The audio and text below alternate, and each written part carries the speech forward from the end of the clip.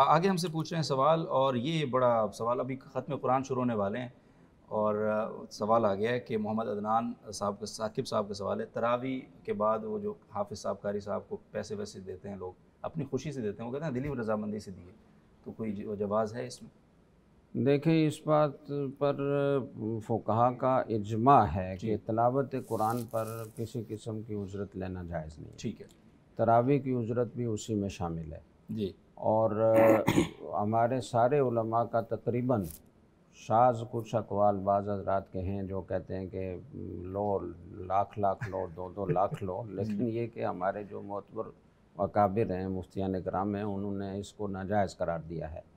اور اس کی وجہ یہ ہے، لوگ اس بارے میں بڑی تشویش میں مبتلا اس لیے ہوتے ہیں کہ جو امام مسجد ہوتا ہے اس کی تنخواہ تو مقرر ہوتی ہے، جی تو فرض نماز پڑھانے کی اجرت تو آپ دے رہے ہیں، اس کو جائز قرار دے رہے ہیں، اور تراویح جس میں زیادہ مشقت ہوتی ہے، جس میں زیادہ قرآن پڑھنا پڑتا ہے، اس کی اجرت کے بارے میں آپ کہتے ہیں کہ ناجائز ہے۔ ناجائز۔ تو بات یہ ہے، اس کو سمجھنے کی ضرورت ہے کہ پہلے ہمارے فقہاء حنفیہ کا مسلک یہ تھا کہ طاعات پر اجرت لینا جائز نہیں ہے، جی جیسے امامت ہے، قرآن کریم کی تعلیم ہے، حدیث کی تعلیم ہے، ان سب چیزوں پر وہ اجرت کو ناجائز قرار دیتے تھے۔ جی لیکن اس وقت یہ ہوتا تھا کہ خلافت اسلامیہ ہوتی تھی، اور اس طرح کے علماء کے تمام تر اخراجات وہ خلافت کے ذمے ہوتے تھے، بیت المال سے پورے کیے جی جاتے تھے۔ جب سے خلافتیں ختم ہوئی، بیت المال کا نظام دھرم برہم ہو گیا، تو اب علماء کرام کے لیے اور کوئی راستہ نہیں ہے۔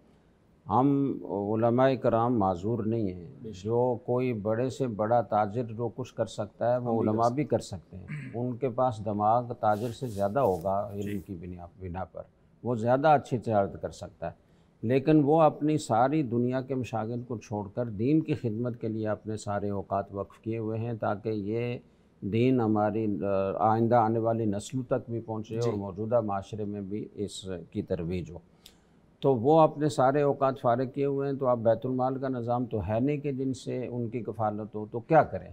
اب یا تو یہ ساری خدمات چھوڑ کر تو وہ اپنی تجارت کریں، اپنی ملازمت کریں، اپنا کوئی ذریعہ معاش تلاش کریں، پھر وہ آپ کوئی کہیں گے مشکل نماز نہیں کے ہے۔ لیے لیٹ آتے ہیں۔ اب جناب لیٹ کیا آتے ہیں، پھر کوئی ملے گا بھی نہیں، مطلب وہ تو اپنی دکان پر بیٹھا ہوا ہے نا، وہ مسجد میں تو پھر مشکل سے آئے گا۔ تو ایسی صورت میں سارا دین کا نظام ہی دھرم برہم ہو جائے گا، تعلیم اور تعلم اور یہ امامت اور خطابت، واعظ و ارشاد، یہ ساری چیزیں معطل ہو کر رہ جائیں گی۔ اس لیے فقہائے حنفیہ متاخرین نے طاعات پر اجرت کو جائز قرار دیا۔ صحیح۔ تو یہ تو ضرورت ہے فرائض کی حد تک، یعنی تعلیم جتنی کہ معاشرے کے لیے حاصل کرنا فرض ہے ہر مسلمان پر، اور اتنے علماء تفصیل سے علوم جاننے والے ہونے چاہیے جو معاشرے کی ضرورت کو پوری کریں، اور جو کسی بھی قسم کا مسئلہ درپیش ہو تو وہ رہنمائی کرنے کے لیے موجود ہوں۔ تو اس فرض کی حد تک تعلیم و تعلم جو ہے وہ ایسی چیز ہے کہ اس کے بغیر کوئی چارہ نہیں ہے۔ اسی طرح نماز فرض ہے، تو امامت کے ساتھ اور جماعت کے ساتھ نماز پڑھنا سنت موقدہ، قریب واجب، بعض فقہا کے یہاں فرض ہے۔ تو اس لیے ان فرائض کی تکمیل کے لیے تو مجبوری ہے کہ علماء کرام کو اس کے لیے اپنے آپ کو وقف کر رہے ہیں، تو ان کی کفالت کا انتظام عامۃ المسلمین کریں، اور ان کو عامۃ المسلمین باقاعدہ اجرت دیں۔